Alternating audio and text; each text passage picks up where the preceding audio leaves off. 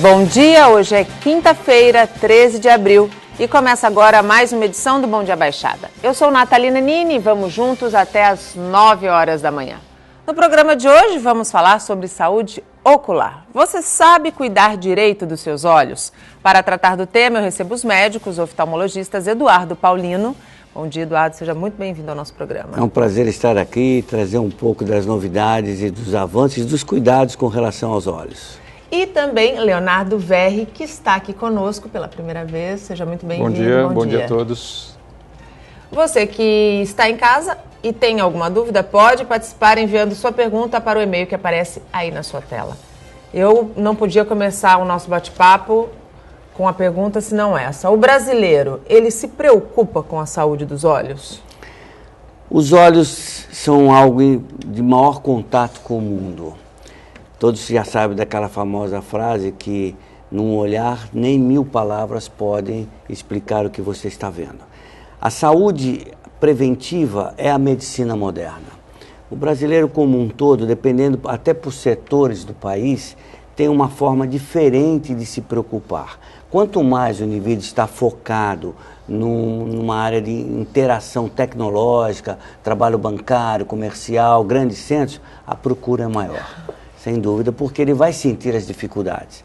Mas, na periferia do nosso país, em regiões mais pobres, realmente ainda temos grandes casos de cegueira que poderiam ser reversíveis ou tratadas preventivamente, e isso é um trabalho que até o Conselho Brasileiro de Oftalmologia tem estimulado de forma a haver uma conscientização no sentido da prevenção. A prevenção, aliás, Leonardo, é uma campanha que parece que é defendida por vários setores da saúde. Quando a gente pensa em olhos, a prevenção pode evitar quais problemas? O que a gente vê, na verdade, no nosso consultório e as campanhas, principalmente elas focam nas doenças que pegam grupos grandes, macroscopicamente. Então, você tem campanhas de catarata, campanhas de doenças relacionadas a diabetes, doenças clínicas maiores que acabam afetando a visão. E o que a gente pode fazer nesses projetos de atendimento é a orientação de quando fazer os exames corretamente, você poder prevenir coisas que são irreversíveis, né? Doença como glaucoma, que o paciente passa anos e anos sem ter o sintoma propriamente da doença nele, e se você faz um projeto, um atendimento global desse tipo, você vai ter a chance de evitar que ele vá desenvolver uma cegueira que nesse caso é irreversível. A catarata, apesar de ser reversível, também é a maior causa de cegueira no mundo, mas se você consegue pegar esse paciente e trazer ele para uma situação onde a cirurgia é feita dentro de um momento adequado e não num extremo dessa doença, também acaba sendo uma coisa bastante interessante. De quanto em quanto tempo a gente deve procurar um oftalmo? Veja, as pessoas procuram quando acham que a visão já está muito ruim. Mas pior que isso é que as pessoas se acostumam a ver mal. Outro dia atendi um indivíduo que me chamou a atenção. Ele falou, eu sou piloto de balsa e eu consigo ver bem o navio, doutor, mas a letra do nome eu não consigo ver bem. Esse senhor tinha 0 visão no olho e 30% de visão no outro. E pilotando uma balsa? O que acontece? A visão, quando você perde subitamente, você às vezes faz assim e fala, nossa, não estou enxergando nada. Mas principalmente a pessoa de idade ou doenças crônicas vai fazendo o indivíduo perder progressivamente. Então ele vai se acostumando a ver mal. E não são pessoas de baixo nível cultural, não.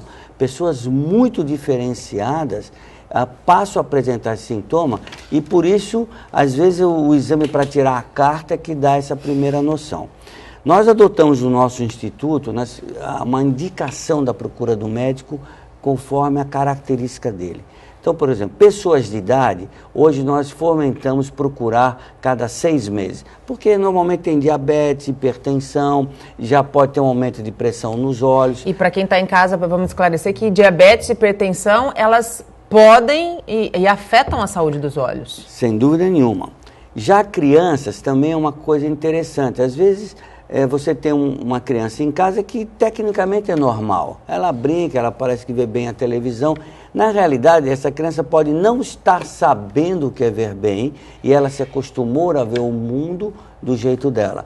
Então, na fase de crescimento, principalmente quem tem tendências a hipermetropia ou miopia, nós estimulamos cada 6 meses, 1 ano. Mas o limite ideal é 1 ano em média para todos. Quando a gente fala em criança, eu tenho uma filha de 4 anos e eu a levei ao oftalmo pela primeira vez quando ela tinha 2 anos. É correto levar uma criança de 2 anos ao oftalmo ou existe uma idade para, a partir daquela idade, a criança ser avaliada por um médico? Não só é correto, como é fundamental. Por quê? Os olhos, o médico oftalmologista, ele está vendo o órgão afetado. Então, eu não preciso que a pessoa fale nada conosco para fazer o diagnóstico. Porque as pessoas acham que vão lá para receitar óculos e ler letrinha. Isso é um momento da consulta. Então, toda criança deve ser avaliada já ao nascimento para saber se não tem... né? Não só... Esse é o primeiro elemento, quer dizer, quando algo que chama muita atenção. Mas saber se nasceu, por exemplo, uma criança pode nascer com um olho normal e o outro ter 10 de miopia. E ela não vai perceber só no futuro, quer dizer, a família vai perceber. Então, logo ao nascer e logo no desenvolvimento, 2, 3 anos. Por quê? Porque, por exemplo, se ela nasceu com 6 de hipermetropia, que é um tipo de grau comum em criança, e 2 aqui, esse olho, se não for tratado corretamente com lentes, ele vai ficar o que nós chamamos de amblíope, um olho bobão, ele não aprendeu a enxergar. Então, o tratamento, quanto mais precoce, melhor. E na fase escolar, claro, sem dúvida, às vezes a criança começa a desenvolver uma miopia leve e vai perdendo produtividade na escola. Sim. E uma coisa interessante, nós calculamos hoje pela Academia Americana de Oftalmologia que existe 29% da população mundial é míope.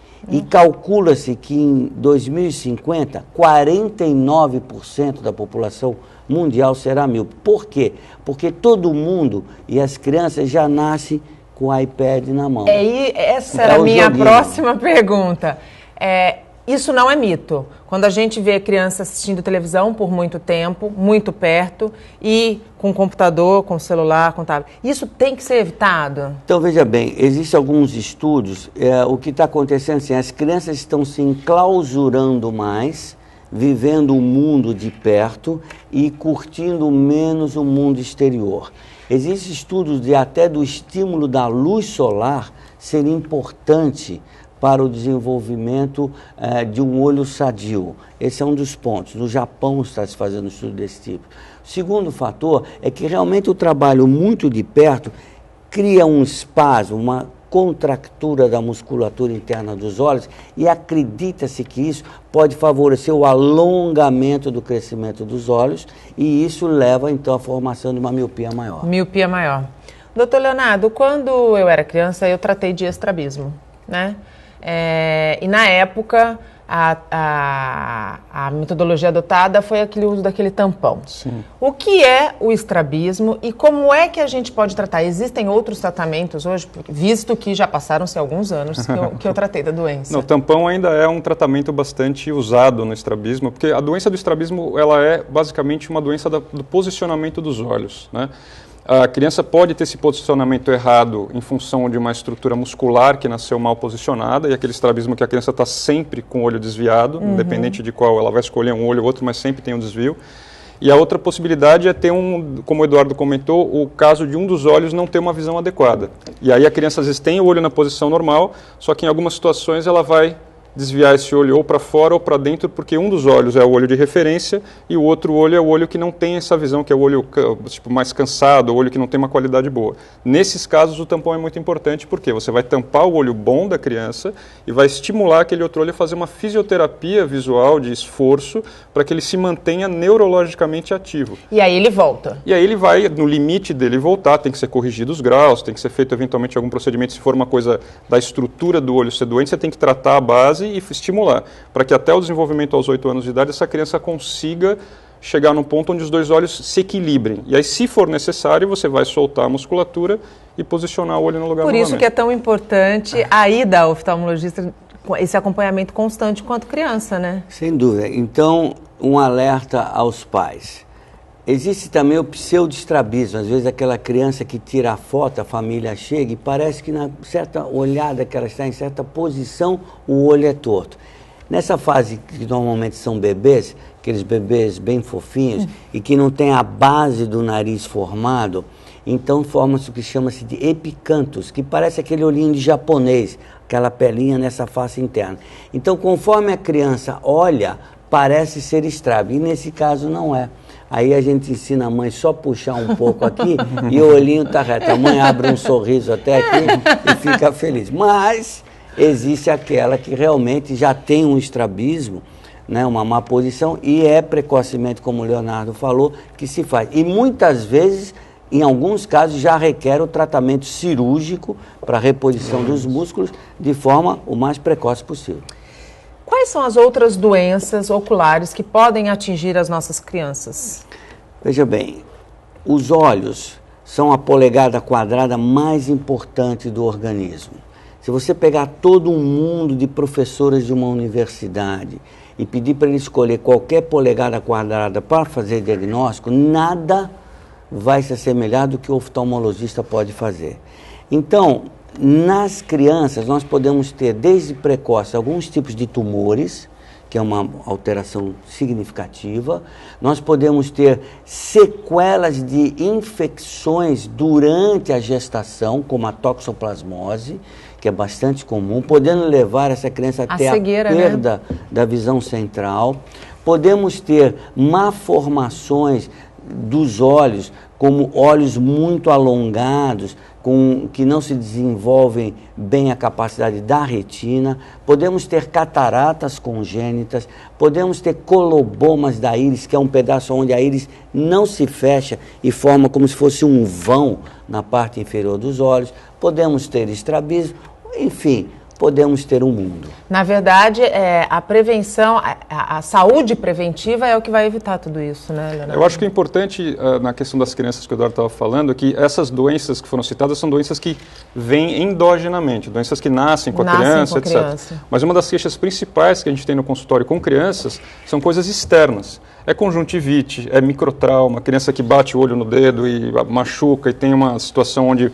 Porque criança pequena você não consegue evitar que ela ponha a mão no chão, ponha a mão no cabelo e ponha a mão nos olhos. Então, é uma coisa muito comum, queixas de infecção nos cílios, blefarites, conjuntivites. Então, estatisticamente, é muito mais comum coisas que são externas, então, até de fácil tratamento. Então, você pegar a criança e só levar para uma rotina, é importante você ter esses cuidados de, às vezes, saber pingar um colírio lubrificante adequadamente, uma higiene ocular adequada. Então, mesmo sem ter queixa nenhuma, você orientar um pai e uma mãe de crianças pequenas que vem primeiro filho, desesperados porque tem uma secreçãozinha perto dos olhos, e basicamente é porque o canal lacrimal ainda não está formado. Então, às vezes, você tranquiliza a pessoa só de você fazer aquela coisa básica, e que, como eu falei, a maioria das queixas são queixas benignas, externas e de fácil tratamento, mas que, se não forem bem conduzidas, podem levar, às vezes, a uma infecção mais severa, uma coisa bacteriana. Então, é importante essa consciência de não só se levar quando a criança está indo para a escola e descobriu que não enxerga a lousa, que é uma coisa comum acontecer com 10 anos de idade. Então, esse é um erro comum, né? Com relação ao uso de lubrificantes, em que momento o lubrificante é indicado e o uso? Ele pode, porque existem... Quando você vai na farmácia, existe uma gama de lubrificantes à disposição. Você, inclusive, pode pegar qualquer um, você não precisa nem pedir para o farmacêutico. E alguém sente um desconforto no olho, está coçando, está mais seco. A pessoa pode simplesmente pegar escolher a Revelie e pingar no olho? Não, na verdade, o lubrificante, eu gosto de fazer uma analogia, é que nem pasta de dente. Você tem 10 mil tipos de pastas de dentes diferentes e tem 10 mil tipos de lubrificantes diferentes. O olho seco, que é uma queixa comum de pacientes, também não é uma coisa que tem uma causa única, né? A síndrome do olho seco, que é o nome correto para ser dado, ela é uma situação onde o paciente pode ter alteração ambiental, falta de produção de lágrima, ele pode ter, às vezes, um quadro inflamatório, e se você dá lubrificante para todos esses pacientes, não necessariamente ele vai ficar satisfeito, porque às vezes a causa não é falta de lágrima, é porque a lágrima tem uma qualidade ruim. Então, hoje existem aparelhos mais modernos que conseguem avaliar, por exemplo, pH da lágrima, tempo de evaporação, e aí você consegue lapidar o tratamento da pessoa de acordo com o que ela precisa. E aí você vai escolher o lubrificante adequado, que às vezes o conservante é diferente, o que está sendo dado no lubrificante é diferente. Então, o termo lubrificante é uma coisa genérica que não deve ser considerado tratado como uma coisa toda igual. Existem lubrificantes e lubrificantes para casos específicos, um para estabilizar a lágrima, outro para você aumentar o aporte hídrico, isso tem que ser visto caso a caso. As pessoas muito se automedicam também na questão dos olhos? Esse é um grande problema. E pegando um pouquinho o gancho do que o Leonardo falou, esse problema do olho seco hoje é uma realidade. Nós piscamos em média 20 vezes por minuto. Quando nós estamos lendo, e hoje está todo mundo lá no famoso telefone, ou no iPad, ou no computador, nós piscamos 12 vezes por minuto, devido à concentração. Se você fizer a conta, você vai deixar de piscar 480 vezes durante uma hora. Quem trabalha, por exemplo, com computador. E existe uma coisa que o Leonardo falou muito bem. Nós temos que demorar, em média, 16 segundos, 14 a 16 segundos, para romper a lágrima. Quando eu pisco, eu espalho a lágrima na córnea e ela tem que demorar 16 segundos. Esse aparelho de alta tecnologia, por exemplo, tem pessoas que são medidas que rompem com 4 segundos. Então, no decorrer de uma leitura, ela já começa a ter problema. E o risco maior é quem usa a famosa lente de contato. Porque hoje as moças abusam da lente de contato, que é um grande avanço, que está aí para ser usado, mas bem adaptado, sob controle médico e evitando dessa maneira complicações outras importantes. Não é? A gente vai fazer uma pausa rapidinha no bate-papo para a gente falar um pouquinho da previsão do tempo para esta quinta-feira. Ao que tudo indica, teremos um feriado prolongado de tempo fechado. No Guarujá, a previsão é de chuva hoje, temperatura máxima de 24 graus. No litoral sul, em Itanhaém, o tempo não deve ser muito diferente. Aqui em Santos, quem for sair de casa é bom levar casaco, guarda-chuva e até talvez uma galocha. Se a chuva for como ontem, a promessa é de ruas alagadas e trânsito bastante complicado. A Avenida Nossa Senhora de Fátima, em Santos, ficou completamente alagada nos dois sentidos. Ônibus e caminhões passavam com tranquilidade, mas alguns motoristas de carros e motociclistas decidiram se arriscar. Muita água, tá cheio, muita água. Tô vindo de tudo de baixo, Praia Grande. E demorou quanto tempo para chegar até a entrada da cidade? Eu nem noção, bastante tempo, perdi até a noção do tempo. O Antônio até desistiu do compromisso marcado e desceu do ônibus para voltar para casa. Tá vindo de onde? Cubatão. Demorou quanto tempo para chegar até a entrada de Santos? Mais ou menos 1h20. Só que eu disse que eu vim a pé, que ainda dá pra passar. Aí eu disse pra vir a pé. E agora, vai fazer o quê? Vou pra casa. Flagramos também alguns pedestres e ciclistas no meio da avenida. Para orientar os motoristas, agentes da CET foram acionados. O trânsito ficou lento na Avenida Martins Fontes e na rodovia Anchieta, que também teve pontos de alagamento. Moradora de Guarujá, Fernanda conta que ficou parada na rodovia Cônego Domênico Rangoni. Está tudo parado lá na Pessaguara, lá no 263 está tudo parado, só passa caminhão. Moto, assim, uns corajosos, uma meia dúzia que passa. Vamos falar mais uma vez da greve de Cubatão. Sem a presença dos servidores públicos, vereadores aprovaram a última proposta do prefeito Ademário Oliveira. Mais uma vez, os servidores se reuniram na Praça dos Emancipadores, em frente ao Legislativo. A categoria aguardava o início da sessão extraordinária para a votação do projeto de lei que corta ou tira vários benefícios dos trabalhadores. Por causa da confusão de ontem, dessa vez, as senhas não foram distribuídas. Os servidores fizeram um funeral simbólico do prefeito Ademário Oliveira. A sessão começou às 6 horas e durou 5 minutos. Dos 15 vereadores, 3 votaram contra. Agora o projeto de lei segue para o prefeito Ademário Oliveira, que tem até 15 dias para sancionar ou vetar. A gente torce aqui para que essa paralisação chegue logo a um consenso e que a população, que é sempre a mais afetada, volte a contar com todos os serviços públicos. E no Caderno Regional desta quinta-feira, você vai ter todos os detalhes do treino da Portuguesa Santista, que tem jogo decisivo no fim de semana. O Caderno Regional começa às 7h30 da noite. E a gente volta a conversar com os médicos oftalmologistas Eduardo Paulino e Leonardo Verri. Para você participar, basta enviar sua pergunta para o e-mail que aparece aí na sua tela. Aliás, falando em pergunta, nós já temos uma, é isso? Pode colocar na tela, por favor? É o Luiz Gomes, de São Vicente. Medicamentos podem afetar a visão? Quais seriam?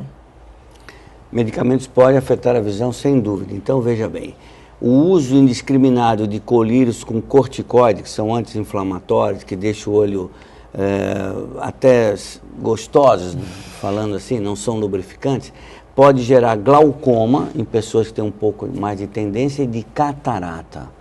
Alguns medicamentos antirreumáticos, por exemplo, a cloroquina, que pessoas que têm doenças reumáticas têm que tomar por um longo tempo, também pode desenvolver lesões nos fundos dos olhos. Às vezes, pessoas que tomam anticoagulantes numa dosagem muito importante, pode ter a facilitação de ter hemorragias ao nível de retina. Mas o grande problema é a automedicação, principalmente a automedicação com o quadro dos corticoides na forma de colírios. Também colírios que deixam os olhos mais claros, mais brancos, não é? Que são vasos constrictores, existe o chamado efeito rebound. O indivíduo vai pingando, o olho há uma vasoconstricção, tira aquela vermelhidão, mas de repente ele hiperagride a tolerância à medicação e o indivíduo começa a ter um ato reflexo de vasodilatação. Esse olho mais vermelho, ele pode ser causado pelo olho seco, pela questão do olho seco? É um dos componentes, é uma das formas, é um dos sinais de olho seco importante, mas o olho vermelho muitas vezes vem do uso da não proteção com relação ao meio ambiente. Então, por exemplo, aquele garoto de praia que todo dia vai na praia, é surfista, nada, reflexividade, ou ambientes de trabalho no porto, ambientes ruins, daí tem os óculos de proteção, não só contra o trauma direto, mas a situação do meio ambiente. Motociclista, que hoje a lei está bem rigorosa, no sentido de andar com o capacete fechado, é bastante comum nós pegarmos indivíduos que têm fuligem de escapamento de ônibus, micropartículas cravadas na córnea do indivíduo. Agora, esse indivíduo que pilota o tempo todo sob a exposição de vento, sob pressão, o olho se defende como? Criando vasos anormais. E muito mais nos grandes usuários de lente de contato que usam de maneira errônea. Por quê? Isso é um detalhe importante. Veja bem, a córnea não tem vasos sanguíneos. Nós respiramos direto através da lágrima. A lente é uma interposição. E o grande usuário de lente, aquele que se sente tão confortável com ela, esse é o indivíduo mais perigoso. Por quê? Porque ele só vai sentir os malefícios da lente quando o nível de sofrimento já é intenso. Eu sempre brinco com meus pacientes assim, se eu tivesse que usar sutiã, salto alto e furar as orelhas, eu não ia me sentir confortável. Pode ter certeza disso. Mas, na realidade, as mulheres estão aí lindas, usando, se adaptaram. A lente é mais uma adaptação. Também leva a vermelhidão quando usada erroneamente. Ele está falando tanto da lente de contato, gente, porque eu confesso, eu sou míope, eu uso lente de contato e aqui nos bastidores eu confessei aqui a eles que eu passo a maior parte do tempo de lente de contato e tenho, sim, em alguns momentos, a vermelhidão no meu olho. Então, eu já estou entendendo, já tomei uma bronca aqui de 2 oftalmologistas e eu vou cuidar melhor, sim, dos meus olhos, porque são as janelas da alma, né? A gente pode dizer que os olhos são as janelas da alma. A catarata, o senhor citou muito bem a catarata, é uma doença que atinge e que hoje, o senhor bem colocou, é uma das maiores causas de cegueira no mundo. Cegueira é reversível, desculpa te cortar. É uma coisa é a catarata? Ela pode ser congênita. Pessoas que têm casos de catarata na família precisam ter um acompanhamento diferenciado? Então, essa pergunta é ótima, porque é um erro muito comum a questão de facilidade. Doutor, você fala para o paciente, às vezes, você está com catarata, e ele se entende um paciente doente. A catarata ela não é uma doença. A catarata, eu sempre brinco com os pacientes fazendo uma analogia, é como se fosse cabelo branco. Você vai ter catarata porque você está vivendo bastante tempo, com a expectativa hoje acima de 80 anos, que é uma coisa real aqui em Santos principalmente. É muito difícil você não ter catarata porque ela é uma evolução fisiológica, ela não é uma doença. Ela é o envelhecimento dos olhos. Natural, ela é a oxidação natural do cristalino. Óbvio que existem exceções que são cataratas congênitas, cataratas traumáticas, você tomar uma pancada, desenvolver uma catarata por causa daquele trauma ou por causa de um medicamento como o corticoide. Mas a grande catarata é a catarata senil, que é uma catarata fisiológica, então ela não é uma doença. E hoje em dia, o que é interessante? A catarata ela virou um meio de você, além de tirar, vamos dizer assim, você tem O paciente com catarata ele tem um sintoma de embaçamento visual. Então ele vai ter uma sensação que ele está enxergando através de um vidro fosco, um vidro jateado, e isso vai progressivamente evoluindo. Às vezes, como o Eduardo falou, ele acostuma e quando vai no consultório descobre que não está tão bom assim. Mas o tratamento basicamente é você tirar esse vidro fosco e colocar um vidro novo lá dentro. E esse tratamento é cirúrgico? O tratamento clássico da catarata é você trocar o cristalino por uma lente intraocular, que é uma prótese que vai lá dentro. Hoje, essas próteses têm várias propriedades, elas podem ser multifocais, corrigir vários tipos de grau, então a cirurgia está ganhando um outro aspecto, que é o que a gente chama de faco-refrativa. Ela tem a possibilidade de você tratar o cristalino que está opaco e ainda dar o benefício da correção do grau, às vezes, em alguns casos, para longe e para perto. O que é importante também é você decidir junto com o paciente o que ele quer dessa cirurgia e quais são as possibilidades estruturais dele. Porque às vezes o paciente vem com uma expectativa, olha, minha vizinha fez uma cirurgia de catarata, colocou uma lente especial e agora ela enxerga de longe, de perto, eu quero fazer a mesma coisa, eu quero botar aquela lente que a minha vizinha colocou. Isso não é possível, às vezes, porque o paciente tem uma estrutura ocular diferente, o grau de base é diferente. Então, o que tem que ser feito é a personalização da cirurgia, você fazer uma série de exames que vão indicar o que é bom para aquele paciente estruturalmente, e, além disso, você também conversar com o paciente o que ele usa mais. Não, eu leio muito, eu costuro o tempo inteiro, não, eu uso o computador, não, eu dirijo à noite. São coisas que vão gerar decisões diferentes. Mas, basicamente, o tratamento, hoje em dia, é o tratamento cirúrgico. Apareceram alguns colírios, alguns trabalhos mostrando que coisas poderiam evitar a evolução, até regredir, né, a catarata através de tratamentos químicos. Isso não chegou ainda para trabalhos científicos ainda realmente mostrando um resultado, mas é um caminho que parece que vem pela frente. Seria muito interessante não precisar operar da pessoa, né? Seria uma droga, vamos dizer, do rejuvenescimento, pingar e voltar no tempo para trás, exatamente. Doutor Eduardo, a gente está falando de catarata, do envelhecimento dos olhos, mas existem jovens que têm catarata. Posso citar um caso, por exemplo, né? Meu marido, ele anualmente ele faz o exame de fundo de olho, ele tem casos de catarata na família. Nesse caso, é realmente indicado um acompanhamento? É fundamental, por aquele detalhe que eu te falei que as pessoas vão acostumando mal. O termo catarata vem dos antigos chamado cataractis, queda dos líquidos dentro dos olhos. Eles não sabiam o que era. Na realidade, a catarata ficou esse termo, mas é uma opacidade, como bem o Leonardo falou, no cristalino. O que é o cristalino? O cristalino é como se fosse uma lente, parece uma mini ervilha, colocado dentro dos olhos, atrás da menina dos olhos. Ela é, como o nome diz, cristalina, transparente. Qualquer opacidade nisso chama-se catarata. Agora vamos lá. Eu posso ter até uma opacidade grande fora do eixo visual, na periferia, atrás da íris, mais escondida da menina dos olhos, e nesse momento o indivíduo não sente uma capacidade, uma alteração visual.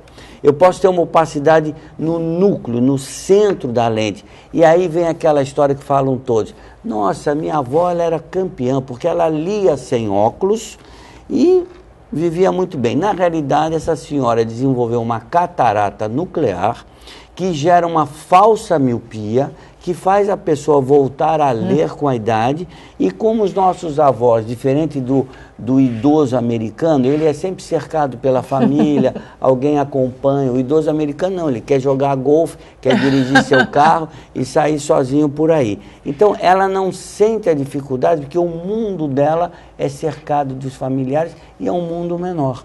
Então, é importante. E o fundo genético existe. Hoje nós temos visto interessante, pessoas com 40, 45 anos já têm indicação de cirurgia de catarata senil. Quer dizer, o que houve? Ou pode ter usado realmente remédios durante a vida, ou se expôs muito ao sol, sem proteção ou luz ultravioleta, que pode favorecer, inclusive as doenças de fundo de olho, mas realmente está aumentando a incidência desse problema. Olhar diretamente para o sol, nem pensar. Bom, nós não conseguimos olhar diretamente para o sol pelo ato reflexo. Daí existe o problema no eclipse, porque aquela sombra que se faz dá tempo de você ficar olhando e não sentir a ardência ou a queimação. Mas esse é o risco, porque aí a fração ultravioleta do sol queima uma outra área importante que nós não falamos ainda, que é a mácula, que é o ponto de visão central, da visão de detalhe no fundo dos olhos. Essa lesão hoje leva àquela que nós chamamos de degeneração macular relacionada à idade. E isso tem tratamento? Alguns tipos de degeneração, sim. O que é isso? Nós temos 2 tipos de visão, grosseiramente. A visão de mundo e a visão de detalhes, que é o centro. Então, eu posso perder a visão de várias formas. Eu posso enxergar como um tubo, que é um indivíduo que, por exemplo, tem glaucoma. Então, você estende a mão para ele, ele não vê sua mão, mas ele tem até 80%, 90% de visão tubular. Outras doenças retinianas levam a isso. Eu posso ter o reverso. Eu vejo bem o meu campo de visão, mas eu não consigo enxergar seu rosto. É uma mancha para mim. Eu não consigo ler. Eu não vejo o detalhe da televisão. E isso é um grande problema hoje, porque as pessoas estão indo mais longe na idade, e é a tal da degeneração macular. A mácula é uma área central da retina que dá a visão de detalhe. E aí eu posso ter a perda de visão como um todo, por processos até de catarata, que leva à perda total, por alterações do nervo óptico, por hemorragias, por descolamento de retina. É interessante, vocês estão entendendo que oftalmologia não é receitar óculos. Não. Receitar óculos é um momento das consultas. Você citou, Eduardo, que há uma diferença muito grande entre os idosos americanos e os idosos brasileiros. E quando você citou isso, me chamou muito a atenção por conta da diferença em que o idoso norte-americano, ele tem movimento na vida dele, né? Ele está ativo. O idoso brasileiro, até por conta desse cerceamento da família, ele acaba um pouquinho mais dentro daquele ambiente pequeno, dentro de casa. Essa questão de estar em movimento, de qualidade de vida na terceira idade, ela influencia na visão? A liberdade que uma boa visão traz ao idoso é enorme. Quando eu falei isso, é baseado no seguinte: a família americana é totalmente diferente da família latina, e isso entende-se a Europa também em alguns países. O jovem americano já sai de casa com 16, 17 anos, não volta mais. Eu morei nos Estados Unidos há 40 anos atrás, em Chicago. A família que eu estive frequentando uma universidade tinha 4 filhos, entre 15 e 22 anos, há 40 anos atrás. Eu nunca conheci um dos filhos. Eles nunca estavam com os pais, morando em outros estados. Eu voltei 3, 4 vezes à família, tinha um excelente relacionamento entre eles, mas não se viu. O idoso americano, existe o que nós chamamos de catarata californiana. Ele, às vezes, ele quer operar já tendo 80%, 90% de visão ainda, porque ele está preocupado em tirar a carta para poder dirigir. Então, por exemplo, ele mora em Los Angeles, se ele não se locomover sozinho e está ele e a esposa só, ele virou um morto-vivo, porque ele vai ficar trancado num espaço pequeno. Aqui no Brasil é assim, vem a senhorinha, é bonito, vem ela, o marido, o filho, a nora e o neto na consulta para acompanhá-la. Esse carinho é uma forma diferente. Mas muitas vezes a pessoa essa perde proteção excessiva, a liberdade, né? Não é, Leonardo? Mas eu acho que vale a observação que essa generalização americano-brasileiro não é muito real aqui em Santos. O idoso... Até porque hoje aqui ele está em muito movimento, Exatamente, né? o que eu falei, tipo, a característica das pessoas da terceira idade em Santos, ela não é a característica das pessoas da terceira idade no Brasil. Santos é uma cidade que dá uma qualidade de visão para a terceira idade que é muito interessante, porque é uma cidade plana, a independência, em função disso, a locomoção, a possibilidade de uma atividade física gratuita, de ir para a praia, né? Exatamente. Então, o que a gente vê aqui em Santos, eu trabalho em Santos trabalho em São Paulo também, então você vê uma diferença porque o indivíduo de uma terceira idade em São Paulo, no grande centro urbano, ele é dependente de veículo, de carro, de táxi, de alguém que leve. Em Santos, não. Você pode ir na padaria, você vai no supermercado, você vai... Então, existe um perfil muito interessante em Santos e você vê essa qualidade de vida da cidade refletir na saúde dos pacientes. É muito interessante você ver pacientes acima de 80 anos muito independentes aqui, muito independentes, super bem, e tendo às vezes até você tem que operar da catarata, mas ao operar de catarata o paciente volta a todas as atividades normais dele sem o menor problema. Então, Santos é uma ilha onde você tem um exemplo de terceira idade muito melhor do que a grande maioria dos lugares no Brasil. Que a gente sirva de exemplo, né, para os outros estados, para outras cidades. Uma outra questão que me chama muita atenção são pessoas que passam a vida vão ao oftalmologista e não precisam usar óculos durante muito tempo. Chega perto dos 30 anos, vai fazer uma consulta, tem alguma coisa, sai de lá com uma receita de óculos. Que é o que eles falam de problema de DNA, cansada, que é a vista cansada. O DNA é a data de nascimento avançada. Isso de fato acontece? A vista realmente se cansa? O que a gente tem, na verdade, nessa faixa entre 30 e 40 anos é o início do enfraquecimento do músculo que o Eduardo descreveu. O olho, que não tem grau nenhum, ele funciona da seguinte forma. Quando você está olhando um objeto a 6 metros de distância, o indivíduo que não tem grau está com o olho completamente relaxado. À medida que você vai aproximando esse objeto, existe um sistema como se fosse uma máquina fotográfica que vai ajustando esse foco até o máximo do esforço que é aqui perto. Essa musculatura que faz essa força, a partir dos 35, 40, isso individualmente tem que ser avaliado, e começa a fraquejar, então a pessoa traz aqui. Vai afastando. Depois aqui. Exatamente. Ou, o que é muito comum, começa de manhã enxergando muito bem e durante o dia vai perdendo foco, porque você dormiu bem, está tranquilo, acordou, você pede o esforço, só que eu brinco, se você pegar esse copo aqui, que tem um peso leve, tranquilo, se eu ficar o dia inteiro com o braço levantado segurando isso, uma hora o meu ombro não vai aguentar. Não. Então, você ficar o dia inteiro na frente de um computador, na frente de um celular, etc., você vai ter o cansaço da vista. Então, esses pequenos graus que são prescritos para os pacientes de 30, 35 anos, às vezes é porque o excesso do uso da visão está ocorrendo, então o paciente está começando a precisar de uma ajuda para algumas situações específicas, ou o paciente que tem pequenos graus, não muito altos, e que o músculo dava conta de ajustar, e que a partir de uma certa idade começam a falhar. Mas é natural também, depois dos 40 anos, do mesmo jeito que eu brinquei que a catarata é cabelo branco, a quilometragem vai cobrar aos 40, 45, esse músculo ele vai começar a ter uma disfunção e você vai ter uma necessidade do óculos para perto, isso é fisiológico, não dá para escapar. Eu queria começar esse nosso último bloco. Existe também aquela situação em que o indivíduo sente o olho pular. Não sei se é assim que a gente tem que definir. E muita gente acha que é estresse e deixa passar. Qual é o risco desse sintoma?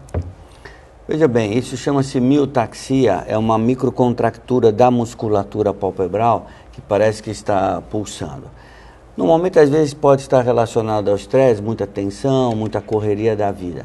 Se isso se torna perene, quer dizer, demorou muito, então aí precisa analisar. Primeiro, se não está fazendo um esforço visual além, tem algum grau que está escondido, que o indivíduo tem um grau latente e precisa ser corrigido, dificuldade de convergência nas horas de manter a visão, ou fatores irritativos até de origem central cerebral, que pode estar estimulando esse nervo a criar esse estímulo de microcontractura. Então, na consulta médica, nós vamos avaliar todos os elementos. O que não deve é deixar se transformar algo constante e não ser avaliada a causa.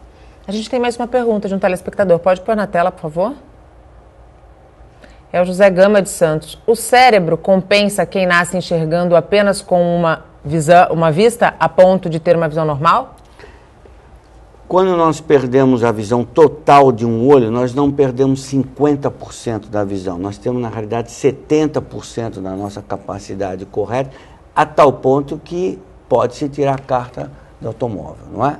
O que existe é a perda do estudo da profundidade em alguns detalhes a mais. Então, o indivíduo que tem a perda da visão binocular, ele não pode ter alguns tipos de profissão que requer profundidade perfeita. Aqui em Santos, por exemplo, o indivíduo que trabalha no porto e que precisa encaixar um container lá de cima de um grande guindaste dentro do navio, ele vai ter uma dificuldade maior. Pilotos profissionais, certos tipos de profissão, mas o indivíduo não se transforma num elemento inapto. Agora, quem perde a visão ao nascer se adapta melhor do que aquele que por algum motivo perde a função de um olho ao longo do decorrer da vida, lógico. Vamos falar um pouquinho de glaucoma, Leonardo? O glaucoma, para quem está em casa entender o que é.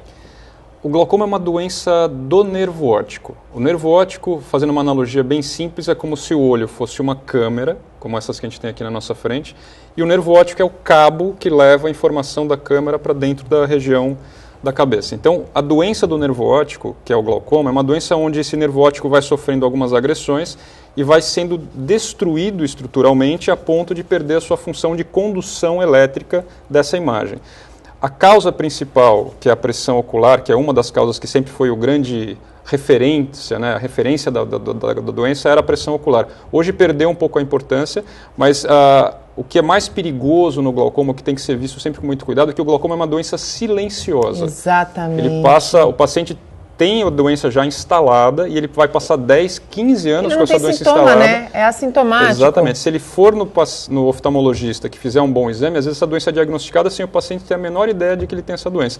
E é uma doença que, se você faz o diagnóstico, ela deve ser tratada imediatamente para que a doença não evolua, porque é uma perda irreversível. Então, se você tem a perda...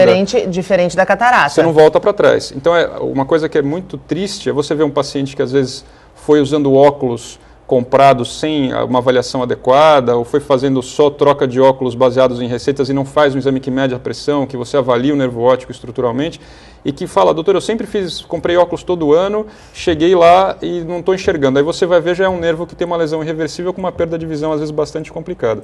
Então, a importância da medida da pressão, se você tem parentes com glaucoma na família, sempre medir pressão ocular pelo menos uma vez ao ano, são coisas que devem ser orientadas. Quando você faz o diagnóstico de um paciente, uma das primeiras coisas que eu falo assim, agora você vai avisar todos os seus parentes que você está com glaucoma, porque a partir desse momento existe uma predisposição genética e pode ser que tenha mais alguém que está com glaucoma e não está sabendo. Então o glaucoma tem essa característica de ser silencioso, então é uma doença muito cruel, porque ela rouba a visão do paciente sem ele perceber que isso está acontecendo. E qual é o tratamento quando diagnosticado, vamos dizer, precocemente? Então, inicialmente, a principal ação que o oftalmologista tem é diminuir a pressão ocular, porque é uma das principais causas. Existem causas circulatórias também, paciente que tem, por exemplo, diabético, hipertenso, que tem dificuldade para que o sangue passe nos pequenos vasos do corpo, isso pode gerar um glaucoma de pressão baixa. Então a pressão também já não é o único fator, mas a primeira interferência é você diminuir essa pressão, você pode ajudar a circulação do paciente, às vezes com alguma medicação do tipo natural, como um ginkgo biloba, você afinar esse sangue para que a nutrição chegue melhor nesse nervo, mas você vai monitorar esse nervo de tempos em tempos com exames como o OCT, que é um exame que faz como se fosse uma tomografia, você mede o buraco do nervo óptico e de tempos em tempos esse aparelho ele junta a imagem do buraco para você ver se essa estrutura está variando ou não. Então você tem uma segurança estrutural grande, mas você interfere inicialmente com colírios e casos refratários ao tratamento, você está dando todas as medicações possíveis, a pressão não está baixando. Você tem que partir para um tratamento cirúrgico, mas é focado no diminuir a pressão. Você vai criar uma drenagem nesse olho, colocar um tubo, fazer uma cirurgia onde você diminui o líquido intraocular para que o nervo seja protegido através de uma diminuição da pressão. Com relação à cirurgia, Eduardo, você é um dos pioneiros da cirurgia de miopia no país. É uma cirurgia segura? Das cirurgias de oftalmologia hoje, uma das mais seguras. Eu fui pioneiro realmente há cerca de 30 anos atrás. Nós cortava-se a córnea, que veio do professor Fyodorov da Rússia, tivemos a oportunidade de estar lá, e nós cortávamos a córnea com gilete de barba, parece que é um açougueiro falando, não. É que a gilete era tão delicadinha, aquela gilete antiga, os jovens nem conhecem, que a gente quebrava milímetros e fazia uma ponta de cerca de 500 micras com essa gilete. Depois evoluiu para o bisturi de diamante, depois evoluiu para os lasers e hoje nós estamos em lasers de 4ª geração e às vezes operamos com 2 lasers. O princípio da cirurgia é através do excimer laser microevaporar as células da córnea. Então nós torneamos a córnea como se fosse a lente de um óculos na própria córnea do indivíduo. Para cada pulso que essa lente dá, que esse laser dá, ela evapora 2 micras. Então, por exemplo, se eu vou operar 5 graus de miopia, o tempo de exposição ao laser é em torno de 50 segundos. O ato médico é em torno de 3 minutos. Para nós que realizamos, o momento da cirurgia hoje com essa tecnologia é extremamente seguro. O risco vem do próprio indivíduo no pós-operatório, que às vezes não tem o cuidado de pingar o colírio, se contaminar, se expor a situações diferentes. Para isso, nós adotamos uma conduta muito forte nessas indicações, porque a gente não conhece o ambiente onde essa pessoa mora. Dúvida. Tem indivíduo que opera, quer ir para o bar tomar cervejinha, o outro quer jogar futebol. Seguindo à risca os cuidados, realmente o nível de complicação é baixíssimo. E a liberdade que isso traz é muito grande. Tem que se dizer, é muito mais seguro hoje operar da miopia do que usar abusivamente lente de contato. Porque a lente é um foco de infecção constante. Eu prometo que eu vou pensar na possibilidade de fazer a cirurgia. Vou estar mais atenta à saúde dos meus olhos. Agradeço a participação de vocês com essas informações extremamente importantes. Nós deixamos de falar de alguns assuntos, mas não vão faltar oportunidades para que vocês voltem e a gente esclareça, porque eu acho que a prevenção também se dá a partir da informação, né? Quando a gente leva informação, a gente tem também a responsabilidade de incitar a pessoa a se prevenir, né? Muito obrigada, Eduardo, pela tua participação aqui no nosso programa. Eu que agradeço, fico contente de poder trazer um pouco da prevenção e de justificar o quão é importante a manutenção da visão dentro da qualidade de vida de todas as pessoas. Muito obrigada também pela participação aqui no nosso programa. Seja sempre muito bem-vindo. Agradeço o convite e eu acho que se vocês que estão aí do outro lado conseguiram absorver alguma informação que foi útil para vocês, acho que esse é o grande fator importante da nossa presença. Sem hoje. dúvida nenhuma. O Bom Dia Baixada fica por aqui. Não esqueça, durante todo o dia você pode ficar bem informado sobre tudo o que acontece na região e no mundo acessando o Santa Portal. A nossa página, curta a nossa página no Facebook e também no Instagram e no Twitter. Eu volto amanhã às 8 horas da manhã.